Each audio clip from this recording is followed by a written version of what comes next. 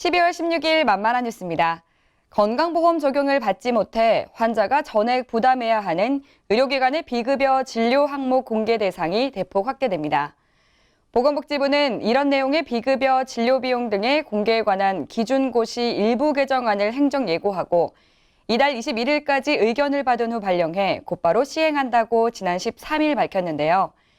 개정안에 따르면 전체 병원급 의료기관 대상으로 현황 조사와 분석을 거쳐 일반에 공개하는 비급여 진료 비용 항목이 현행 340개에서 564개로 늘어납니다.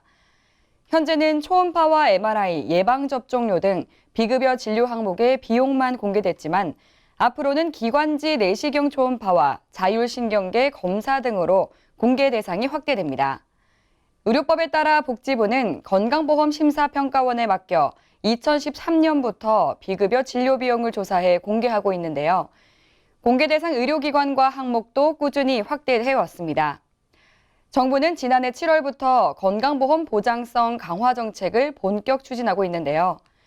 비급여 진료로 인한 국민의 경제적 부담을 덜어주고자 의학적으로 필요한 비급여 진료에 건강보험을 적용해 급여화하는 게 주요 내용입니다.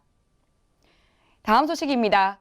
최저임금 적용 대상에서 제외돼 낮은 수준의 임금을 받는 장애인 노동자가 더 나은 일자리 취업을 희망할 경우 정부가 월 30만 원의 수당을 최장 2년 동안 지급하며 취업을 지원합니다.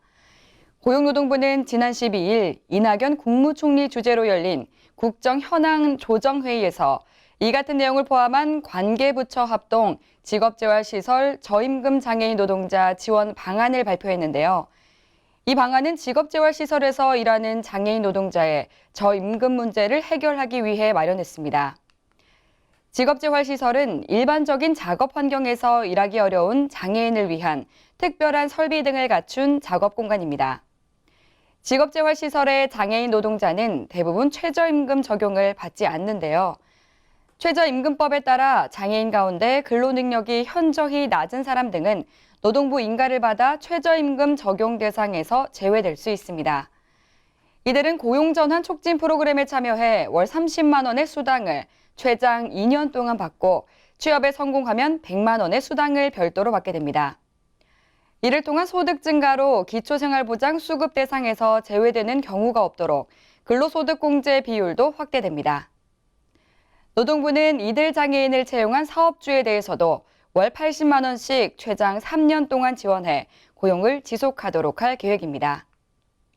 이 밖에 자세한 사항은 웰페어 뉴스 홈페이지와 장애인신문, 복지TV 뉴스를 통해 확인할 수 있습니다.